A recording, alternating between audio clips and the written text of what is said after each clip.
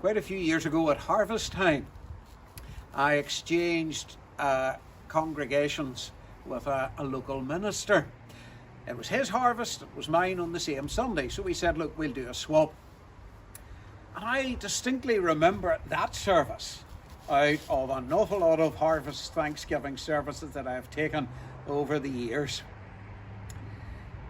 It came to the sermon, and I have a habit in another church than my own, in case the clock in front of me stops or isn't working and I tend to go on too far.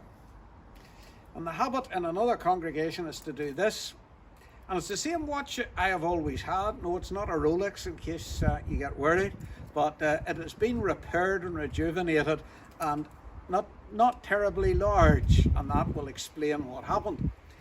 So I'm in the pulpit and I always set it down just at the top of the Bible. Now here is a pulpit Bible similar to the one that was in the congregation. So I had a habit at that stage. I clipped my notes there and there, so I never had to turn a page. And then I would have put my watch sitting just like that on the lectern, so I could keep an eye. And maybe some people in second might say, well, I need to keep a longer eye at the moment. But in those days I did an eye on the time. So I was preaching on, and then I looked down and there was no watch. I tried to keep cool and just go on and realised, but I don't know when I started. And they could be very worried when I finish. So I tended to look down, and then I just said, oh, I have misplaced my watch. And there was someone up in the gallery. There was a wee man who wasn't reluctant in telling us, and he said, you put it at the top of the Bible. And I looked down and didn't see it. He said, well, that's where it was. And I lifted it up and it came out at the bottom. Because if you look at this Bible, it was the same look. You see the spine, and all that happened was the watch had gone there, slipped down, and when I lifted it, out it came. Now, I don't know whether it threw me or not that Sunday, but it taught me a lesson.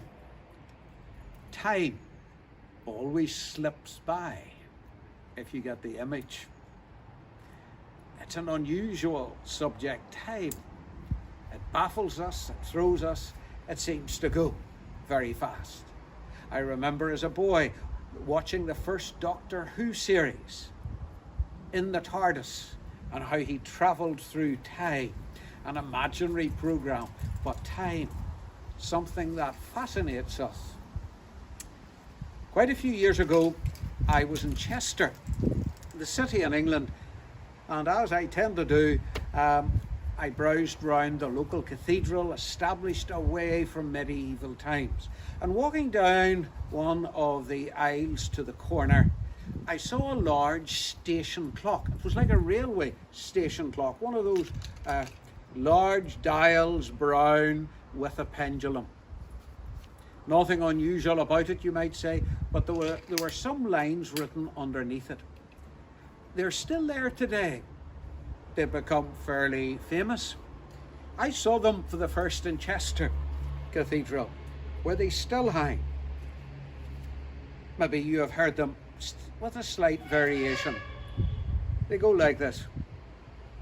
When as a child I laughed and wept, time crept.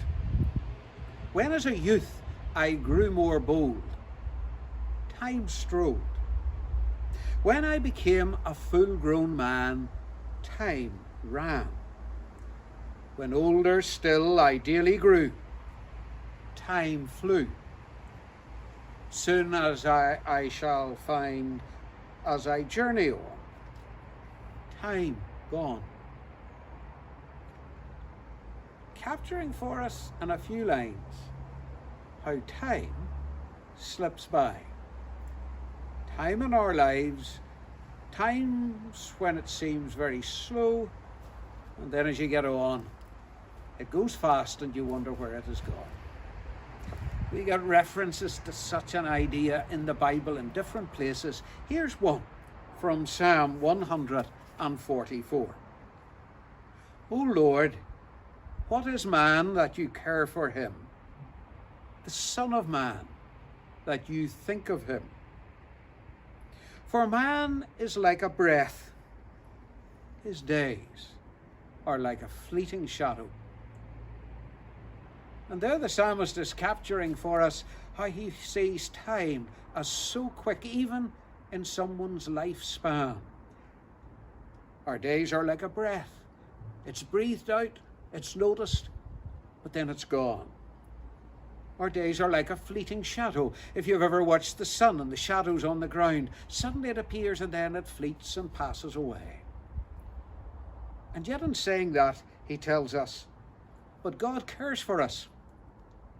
Our time might seem to pass quickly, but God sees and notes, and God wants to be involved. That's why the Bible reminds us, therefore when you have time, make the most of it. Maybe not waste it, but don't forget about God, that we might trust him, because he is timeless. And as we commit our way to him, then we spend eternity with him, which is not measured by hours, days, or years. In Chester Cathedral, there's another line. I leave that to any of you who are interested to follow up. But it basically adds, well, when time is gone, have we spent it with Jesus? Or has time gone and maybe we missed that opportunity?